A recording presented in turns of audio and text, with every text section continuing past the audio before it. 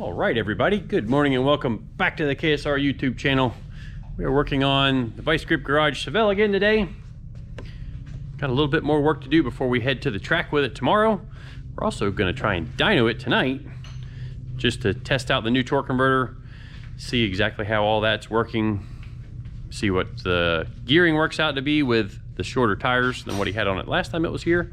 But the biggest thing to test is the torque converter. Make sure that it's not just flashing to the moon like it was last time it was here. But yep, today we've got some suspension stuff to bolt on, at least for the back of the car. And then next week we're gonna attack the front suspension with some of the QA1 stuff that Derek brought us for the car. Kind of take a peek up inside the car and you see our new door bars, which we'll show you that maybe a little bit more later. Painted them white, just like the roll bar that was already in the car. Yeah, we'll show you guys some of what we got going on here right after the intro.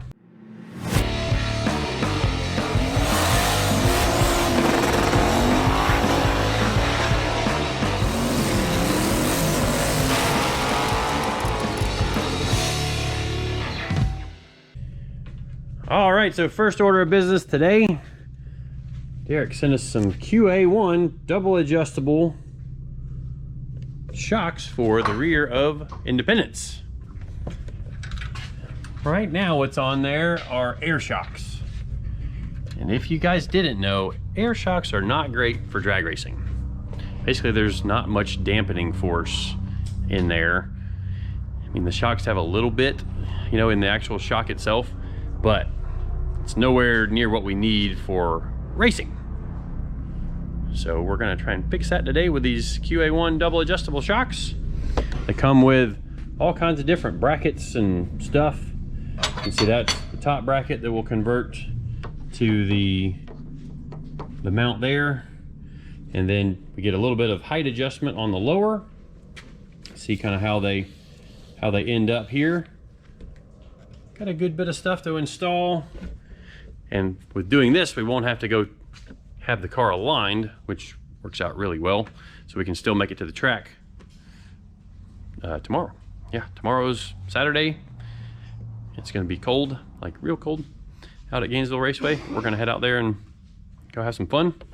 You can see I've got the wires hanging down for the temperature sender. Got to heat shrink those and then we'll put those back up. But it looks like right now we've got to change the gasket on our pan. Seems like we got a little bit of a leak there, unfortunately. Sometimes that happens, but at least now we've got a drain plug we can use and actually save the fluid, where the stock pan made a giant mess, which if you didn't see in our last time lapse, it made a huge mess. And now we won't have that problem. And we can even save the fluid for using it to put back in the transmission. So along with that, here's a close-up of the hangers we did on the car. Still easy to take off. Just a 9/16 socket there, which is the same size we used up here on the collectors. One of my little tricks for street cars, or really anything you don't want to come loose, is to use a little bit longer bolt and use 2 nuts on it to jam it together instead of any kind of locking nut. The locking nuts that I found worked the best for exhaust were the all metal pinch nuts. The problem with those is they tear the bolts up. The reason they don't come loose is because they're actually, the threads are distorted in the nut, which that means it's damaging the threads on the bolts. You only can do that so many times before the bolts junk and the nuts junk. So with the little 2 nut trick, plenty of service life on those, nothing gets torn up, and use it a lot of times. So yeah, I'll set the camera up. Drew's gonna get to work. He's been bugging me to get started all morning. Yeah? Gotta do the YouTubes. Gotta do the YouTubes. Try to bring you guys lots of content. And then once we get done with that, I got a wire up a flex fuel sensor in the trunk. Crank the engine up, set the transmission fluid level after we swap the pan gasket out. Lots of stuff to do, so let's get to work. All right, well, we are kicking off this time lapse with the removal of all of the old suspension stuff take notice of the angle of the anti-roll bar arms right now. Drew hasn't really lowered the rear end down since he took the shocks loose, but that's going to come into play a little bit later here when we bolt the new shocks on. So we had a little fight there on removing some of the old shock bolts, and we have to get rid of all of the old shock mounting stuff because the new QA1 brackets that Drew is assembling right now, those bolt on, but they also need some holes drilled in them to bolt the brackets on in more than the one location that originally held the shock on.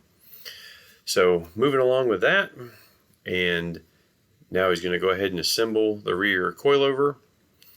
So now we've got shock and spring all in one package, so we can get rid of the floppy old stock springs, which they look like they're quite a bit rusted compared to what they look like when they were new. So get all that taken out of there and get ready to bolt the new shock on.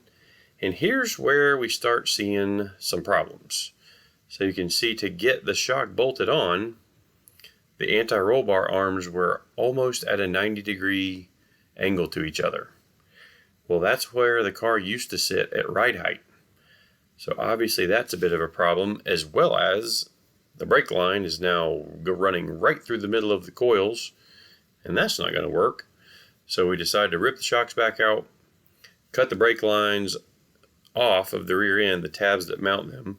We're going to rotate them kind of towards the front of the housing a little bit, and then re-weld them on to get them out of the way of the shocks. But we decide to also modify the shock bracket so that the shock sits higher on the rear end, which is going to let it droop farther away from the car when we lift it up in the air. Maybe it'll make a little more sense once we get everything bolted on, but I promise we did it for good reason. Eventually the car is going to get a different rear end, and the suspension geometry will actually push the rear end away from the car under acceleration. It's called anti-squat. It's a big deal in drag racing cars, which is kind of where this thing is headed, at least for the next little bit here on Sick Week. All right, well, you may have seen in time lapse, it went together and then it came back apart. So we had some clearance issues with the brake line being up in the shock. So we're about to test fit to see if that works out. And also we're going to modify this, drill another hole in it here so that it's got more separation. This kit must be for like really low cars or something, because especially once this thing gets set up better later down the road, we want the rear end to be able to push away from the car. And basically at ride height, there's only going to be about 1.5 inches of compression left in the shock before the shock bottoms out. But right now, that doesn't appear to be what we've got going on. So it looks like it's going to be lower than it was before with the old stuff in it, with the shock at full length. So it might have a little bit of a problem there, but we will put it on the ground here in just a few minutes, assuming that the brake line's clear. So yeah, we'll, after Drew drills the holes in these little brackets, I think we'll put it on the ground just to see where we're at, and then we'll see you guys that when we get there. So we're moving back on to modifying the adjustable portion of the QA1 shock brackets. And basically there was 2 holes in the bracket that bolts to the shock that were, say, 1.5 inches apart. Well, the hole spacing on the bracket that bolts to the rear end is more like 3/4 of an inch apart. So we can drill a hole right in the middle of the 2 holes on the one shock bracket, which will still align with the brackets on the rear end already. And by doing that, it'll give us another 3/4 of an inch of what I call droop travel, which is how far the axle will come away from the body of the car when you lift the car up. With drag radial cars, that's something that's very important, because you don't want the shock to top out as the power pushes the rear end away from the car. You may be thinking that the car should be squatting under acceleration, but there's some physics and some sciencey things that happen with the control arm angles, kind of like I mentioned earlier, called anti-squat, that when the power is applied through the driveline, the rear end will actually push away from the car. So that's one of the tricks to radial racing, is you time that event with the weight transfer of the car. So you've got a car that's 3,000 pounds. Well, as the weight transfers rearward, the suspension is trying to push the rear end into the ground, and during that time is when you can accelerate the car the hardest. That is typically not right at the starting line, especially with a car like Soccer Mom, where we are achieving maximum acceleration typically around 0.8 of a second into the run. Now, Vice Grip's setup is going to be a little different because we're trying to save that little tiny 8.2 10 bolt.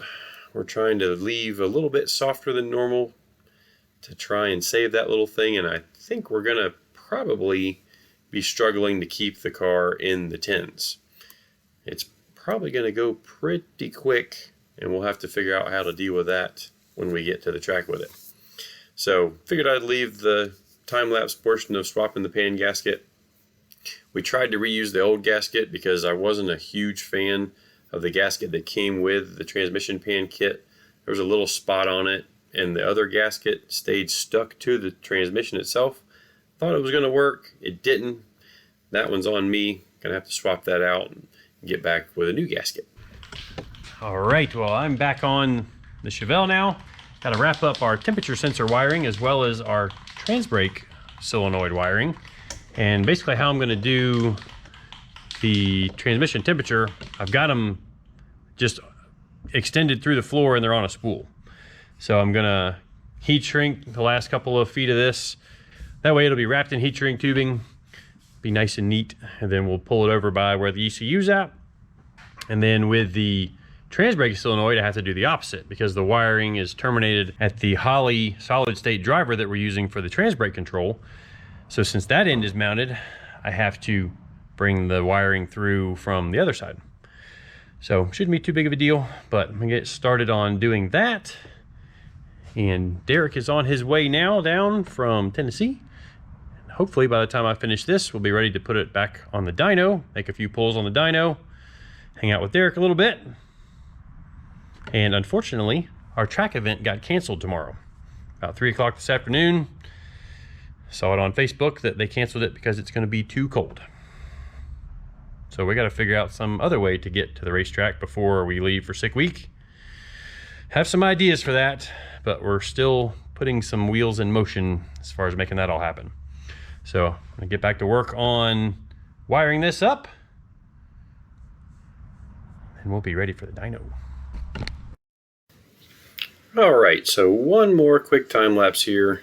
Figured I would leave it in where I'm heat shrinking the wiring that's under the car. And the heat shrink that I use for doing this kind of stuff, it's got an adhesive in it, and I try to use a heat shrink tubing that's not much bigger than the 2 wires that are going through it, or the 4 wires or 5 wires or 10 wires or whatever we're putting inside the heat shrink tubing. I try to keep the tubing not much bigger than what we're covering so that when we heat it up, the heat shrink clamps down really nice on whatever is inside of it. So that's just one of the ways I like to do things. It seems to leave a nicer product than if you heat shrink it and it's still loose after you've heated it up. And then now I've moved on to the interior of the car where I'm wiring up the trans brake button, the transmission temperature sensor, the flex fuel sensor from the back of the car, and also the trans brake solenoid wiring itself. So I've just used an input on the Holley that will see when the trans brake button is applied, and then it will send the signal to the solid state driver that then powers the trans brake solenoid. That's the best way I've found to do those. It doesn't have any problems of feedback to the ECU doing them that way. Seems like trans brake solenoids can create a ton of flyback voltage, and that can be something that can damage an ECU or damage a standard relay if you use a standard relay. But I typically use the Holley high current solid state relays, or solid state driver, I think they call them. But that's what we do. It seems to work. Now, Vice Grip Garage Derek has shown up and kind of finishing up the last little bit of wiring, tucking up the transmission blanket, and then we're going to get this thing down on the ground, fire it back up, top off the transmission fluid. And actually right now Derek is filming while I'm sitting in the car putting the tune on it that's going to add all of these new sensors. All right, everybody, well, it's time for the dyno. Derek has showed up to see what happens. Hello. Hopefully everything goes well. Just fired it up a little bit ago. And yeah, we're gonna go load the thing on the dyno, make some noise.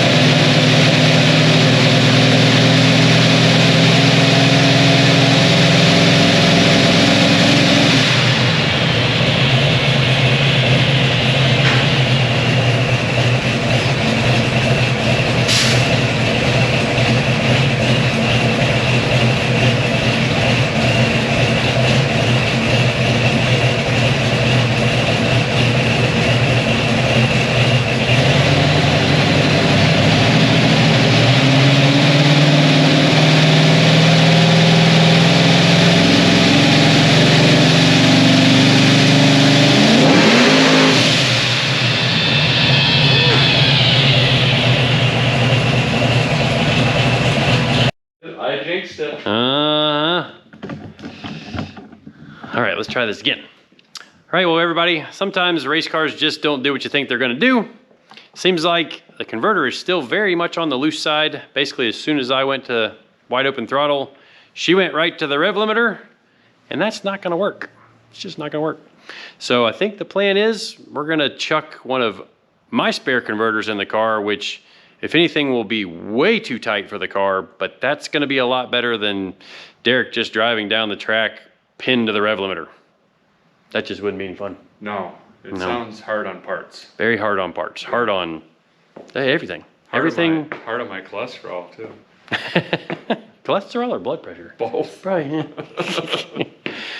All right, well, not quite the ending we were expecting tonight, but we'll be back to swap the converter and get this thing back on the dyno, and then Derek's coming back down to then go to the track with this thing.